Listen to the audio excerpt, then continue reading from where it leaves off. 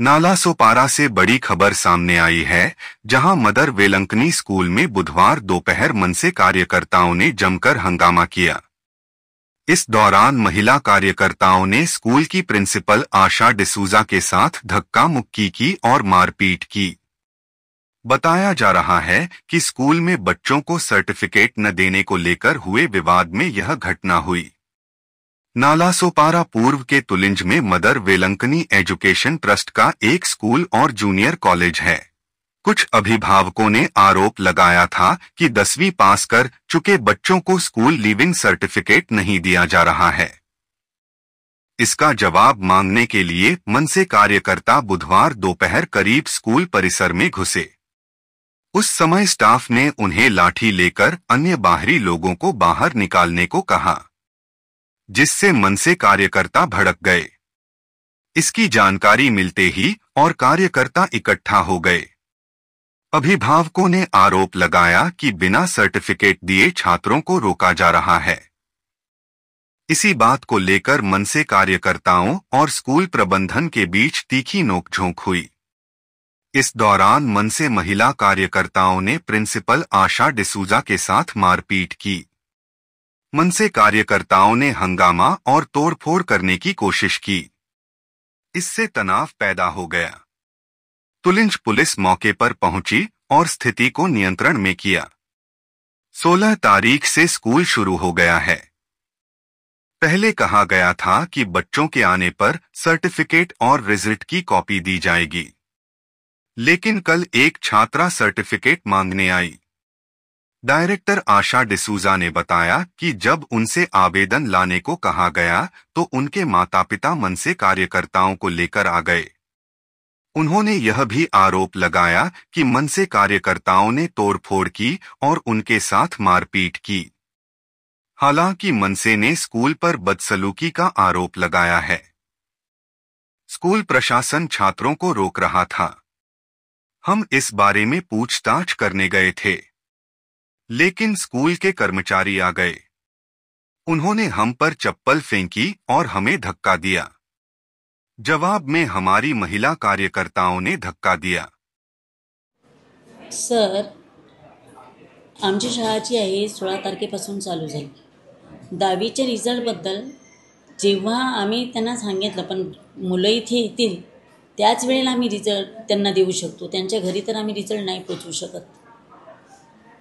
आणि हा सगळा म्हणजे आता तुम्ही मला विचारता, आणि हा जो आज मनसेने जो हा जो धक्काबुक्की आणि मारणं आणि आपल्या शाळेमध्ये सगळं शाळा चालू असताना घुसणं, तर आम्हाला हे याच्याबद्दल काही एक कल्पना नव्हती। आमचे 11वीचे एक स्टुडंट्स, त्यांना LC हवी होती, म्हणून त्यांच्या पालकाबरोबर मनसेचे अधिकारी काल येऊन गेले आणि ते आमच्या मॅडमना भेटले आणि मॅडमनी त्याबद्दल त्यांना सांगितलं की उद्या तुम्ही अर्ज घेऊन या। अर्ज घेऊन आल्यानंतर आम्ही तुम्हाला LC देऊ। आणि त्यानंतर आज सगळे एकत्र येऊन हे सगळी फोडतोड केलेली आहे। मला स्वतःला सुद्धा त्यांनी धक्काबुक्की करून खूप काही म्हणजे अपमानास्पद केलेलं आहे। आणि मारहाण झालेली आहे। ऑफिसमध्ये घुसून त्यांनी आम्हाला मारलेलं आहे आणि इवन आमच्या स्टाफला सुद्धा मारलेलं आहे। त्यांना सुद्धा म्हणजे हे केलं त्यांनी, म्हणजे धक्काबुक्की दिली आहे। हां, द्यायला तर लागेलच ना सर। नाही देणार तर एज्युकेशन आम्ही चालवणार कसे? हे एज्युकेशन म्हणजे एक सरस्वती मंदिर आहे आणि जशी आपण देवाची पूजा करतो तशी इथे सरस्वतीची पूजा केली जाते।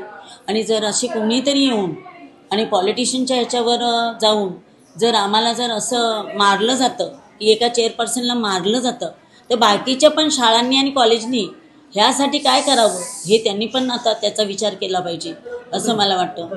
जो आरोप होतो तुमच्यावर की 10वीच्या मुलांचं मार्कशीट नाही दिलेली आहे, LC नाही दिलेली आहे, डॉक्युमेंट त्यांना 11वीच्या परीक्षेला प्रवेशासाठी थोडंसं त्रास सहन होते, त्याच्याबद्दल तुमचं काय नेमकं? सर, आमच्याकडे त्यांनी अर्ज दिला। ॲक्च्युली 10वी आणि 12वीला 11वी 12वीला ते संलग्न परमिशन दिलेले आहे, तर ते कॉलेज पण आपल्याकडे ज्युनियर कॉलेज आहे ना, तर त्या मुलांना आपल्याचकडे प्रवेश घ्यायचे आहेत की बाहेर कोणत्या कॉलेजमध्ये प्रवेश घ्यायचा आहे हे त्यांनी आम्हाला सांगितल्याशिवाय आम्हाला कसं कळेल?